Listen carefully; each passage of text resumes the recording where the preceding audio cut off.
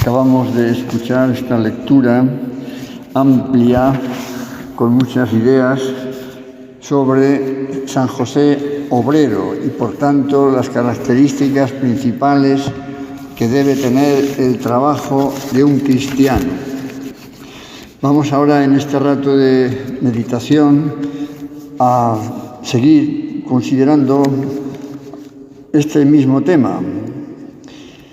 Y me parecía que podía valer la pena remontarnos históricamente a aquel ya lejano 1 de mayo del año 1955, momento en el que el Papa Pío XII va a instituir esta fiesta de San José Obrero, con la intención clara de hacer resaltar en el mundo entero, y especialmente en los trabajadores, que la Iglesia valora, como no debe ser de otro modo, el trabajo de todos los hombres,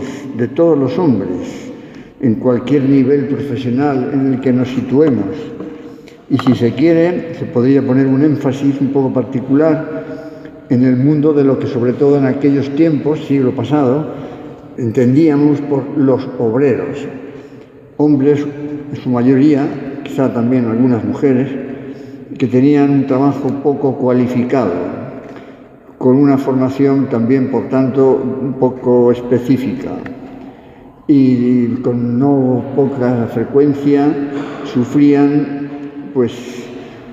un trabajo duro, exigente, muchas veces insuficientemente retribuido y sin todos los derechos, diríamos, que cualquier trabajador puede y debe tener.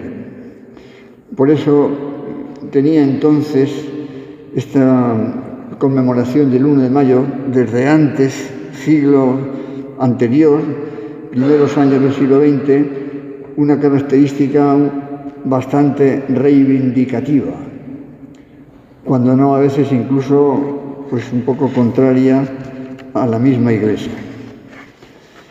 Entonces, tengo aquí unas ideas de aquellos momentos, de aquel 1 de mayo del año 55,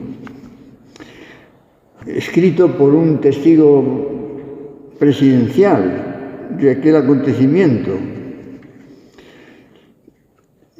Cuenta cómo Roma era un hervidero de gente trabajadora, pero en este sentido más humilde, diríamos, que podemos imaginar.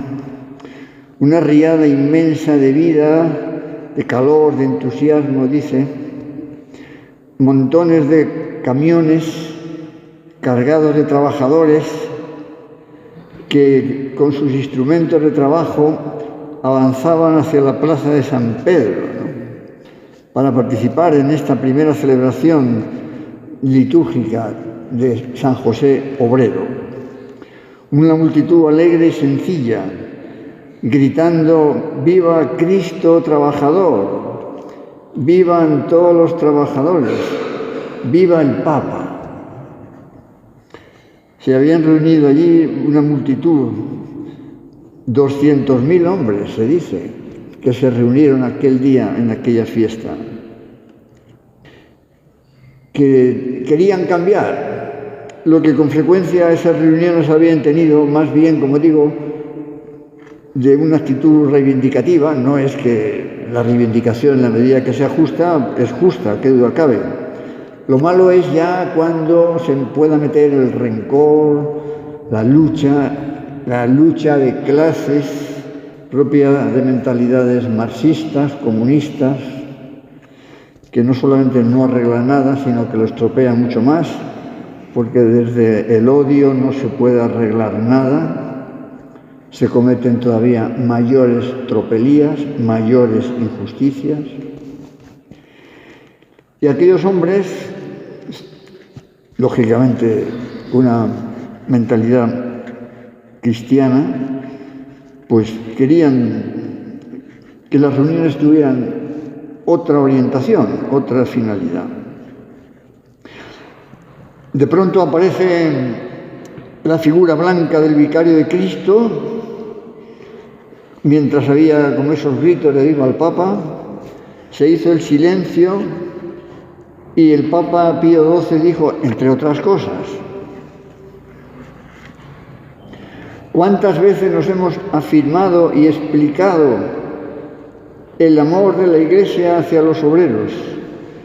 Sin embargo, se propaga a veces la calumnia de que la Iglesia es la aliada contra los trabajadores, como si fuera una especie de sociedad capitalista. Esto es falso, propio de esa mentalidad de lucha de clases. La Iglesia es madre y maestra de todos. Ha tenido siempre particular solicitud por los hijos que se encuentran en condiciones más difíciles. Y también, de hecho, la Iglesia ha contribuido poderosamente a la consecución de apreciables progresos obtenidos por varias categorías de trabajadores. Y una muestra más del interés de la Iglesia por este mundo del trabajo, las diversas instituciones de la Iglesia que a lo largo de los siglos se han fundado precisamente para atender a los más desfavorecidos, a la juventud, a los que no tenían medios de formación, San Juan Bosco, los salesianos u otras instituciones dedicadas casi en exclusiva a esta finalidad tan noble, con no poco espíritu de sacrificio y con un gran amor de Dios.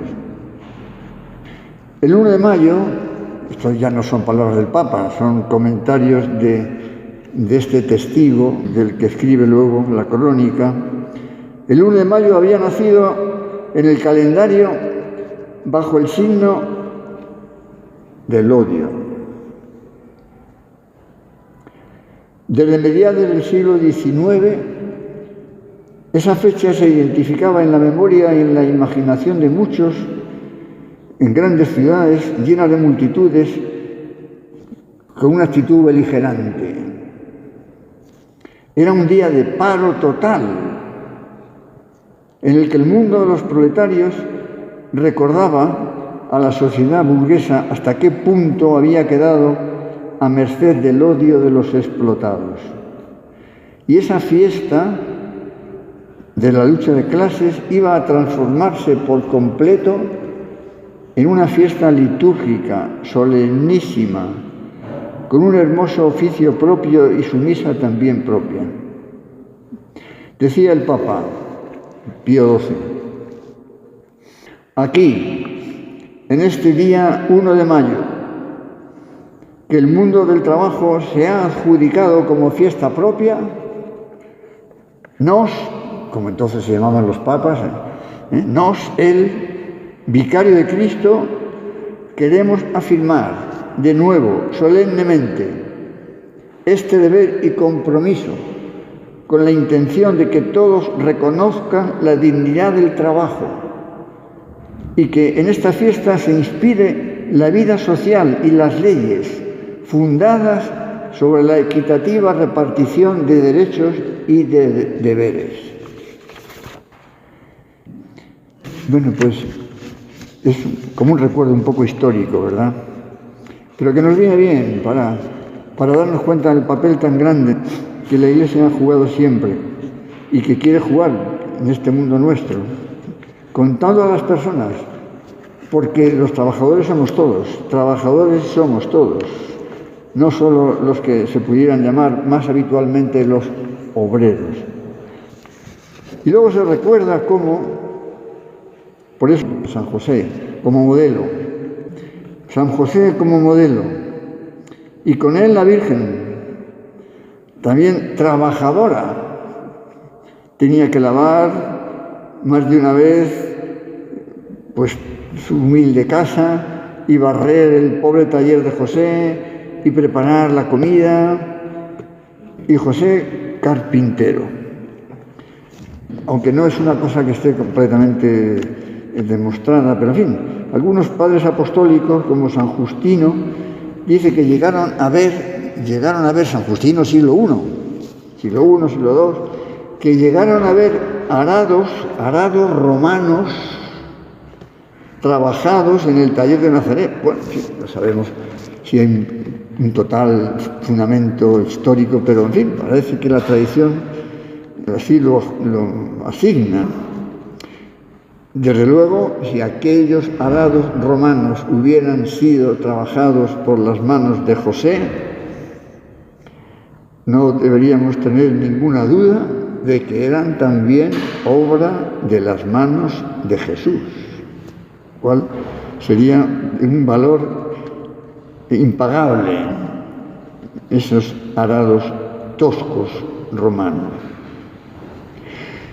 Bien, ¿qué es lo que pretende la Iglesia al instituir esta fiesta de San José Obrero? Ha pasado un siglo, ha pasado más de un siglo ya, casi prácticamente, 70 y tantos años. Tres cosas: despertar y aumentar en los trabajadores, en todos los trabajadores. Ya decir solamente obreros ya no es una cosa que ya está fuera del contexto actual, ¿no? Todos los trabajadores.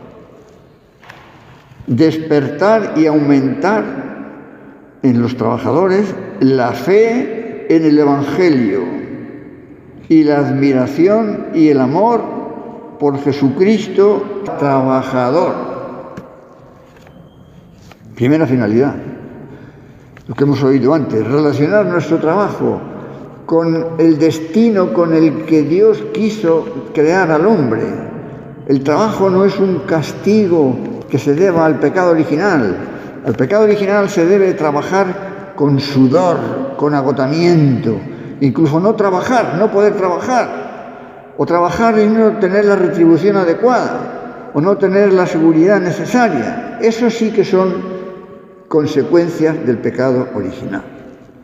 Pero el trabajo es una realidad noble que Dios puso en el hombre al ser creado para que trabajara el jardín del Edén, es decir, el mundo entero, para que lo cultivara. Este es el tema. Con lo cual, aquello que alguna vez se ha oído decir, el trabajo como un castigo, no, eso no es cristiano, eso es una mentalidad errónea, no es cristiana. La dignidad del trabajo, porque el mismo Hijo de Dios ha trabajado con sus manos.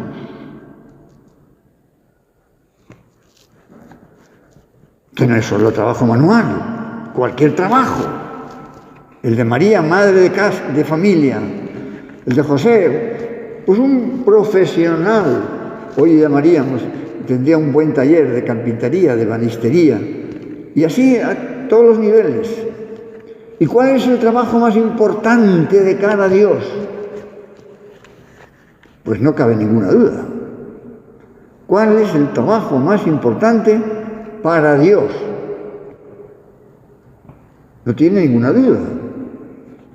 El que se haga con más perfección humana y con más amor de Dios. Ese es el trabajo más importante.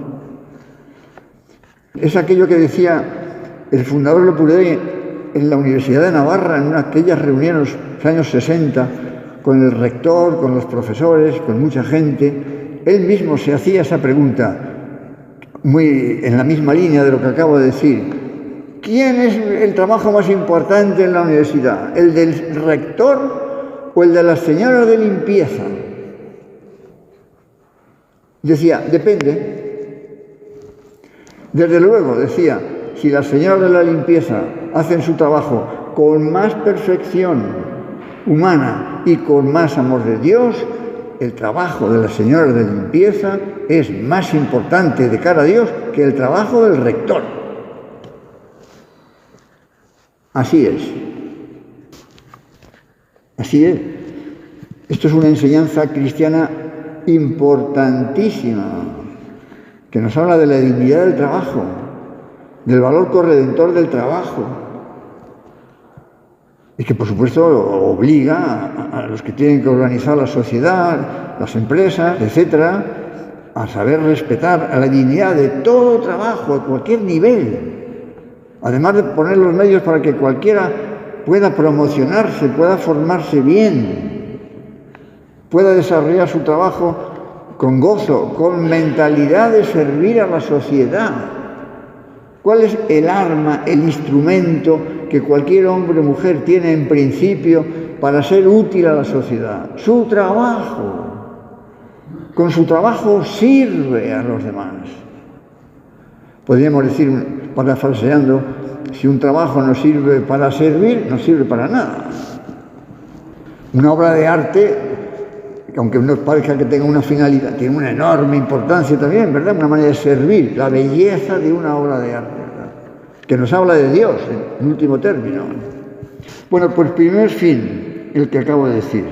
Segunda finalidad, la fiesta de San José Obrero, que sirva para despertar en los que gobiernan la atención hacia aquellos que sufren y el deseo de poner en práctica las cosas que puedan conducir a un recto orden en la sociedad humana. La justicia social, bien entendida, bien vivida.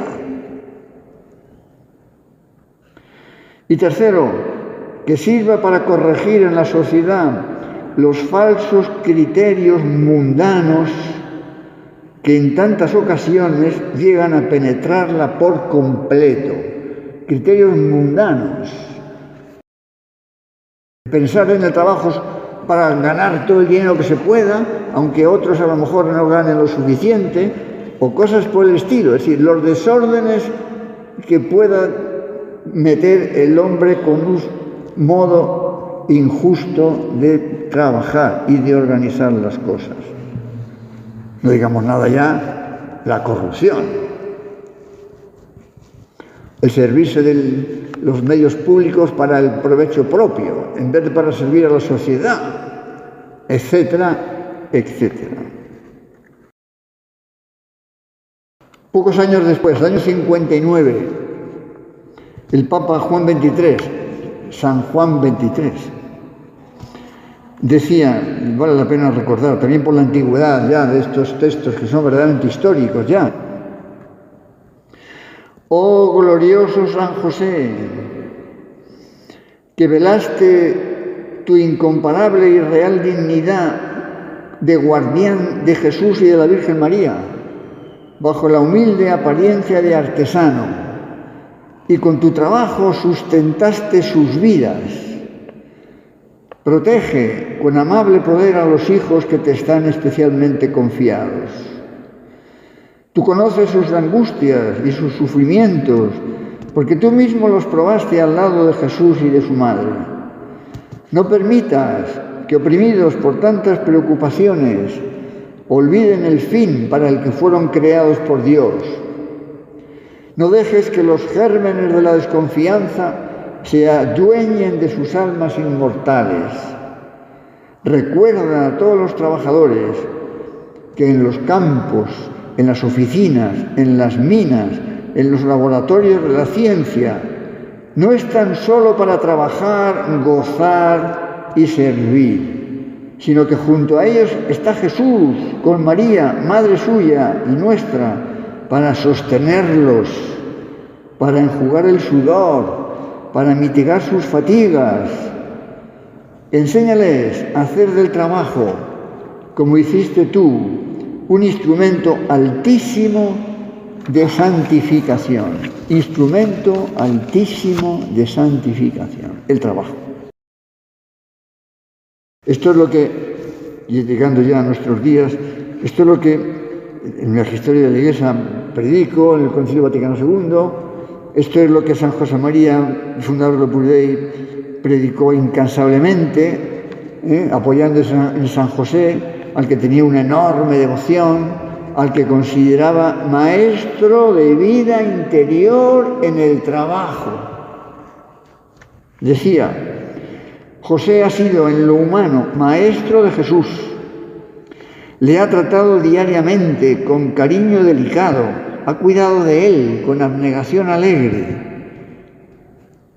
La vida interior no es otra cosa que el trato asiduo e íntimo con Cristo, para identificarnos con Él, siguiendo el ejemplo de José como maestro de vida interior. Este es el asunto. Nos enseña José a conocer a Jesús, a convivir con Él, a sabernos parte de esa familia.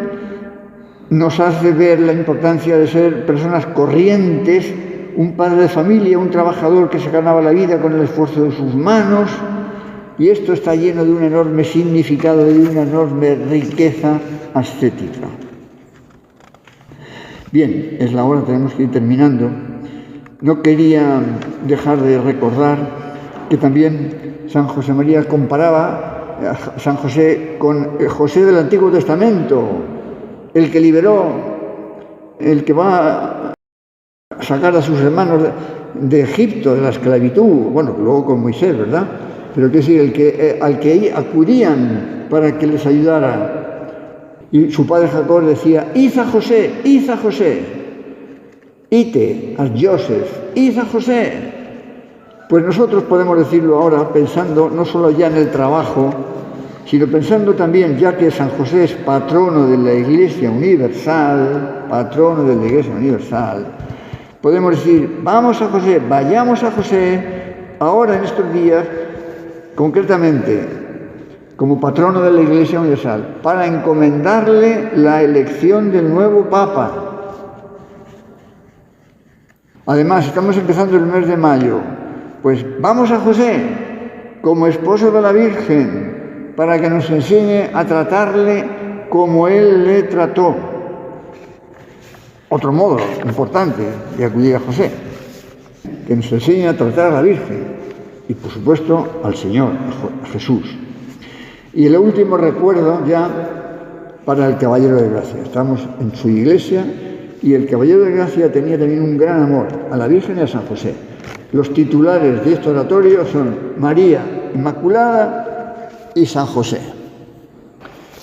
En los diversos testamentos que escribió el caballero, que escribió varios, como vivió muchos años, siempre les invoca junto a Jesús y a la Santísima Trinidad, a los dos, a la Virgen y a San José, como mis especiales patronos y abogados. A la Virgen Santísima y lo mismo a San José. Entre el amor a José es también una muestra, una petición que hizo a su director, el que era su director espiritual, Fray Domingo de Aza, le pidió que hiciera las gestiones oportunas en Roma para que se instituyera una misa en honor de San José. Bueno, pues nos encomendamos también al amor que San José tenía, al caballero al amor que tenía a San José y a la Virgen, pidiéndole por todas estas intenciones de los trabajos de todos los hombres de todo el mundo, especialmente los que más lo necesiten, y también este trabajo, entre comillas, de encontrar el Papa que la Iglesia necesita, el que el Espíritu Santo tenga ya previsto, que los cardenales sepan dirigirse a él con toda confianza para que les ilumine y pueda ser elegido para el bien de la Iglesia y del mundo entero. Terminamos nuestra oración.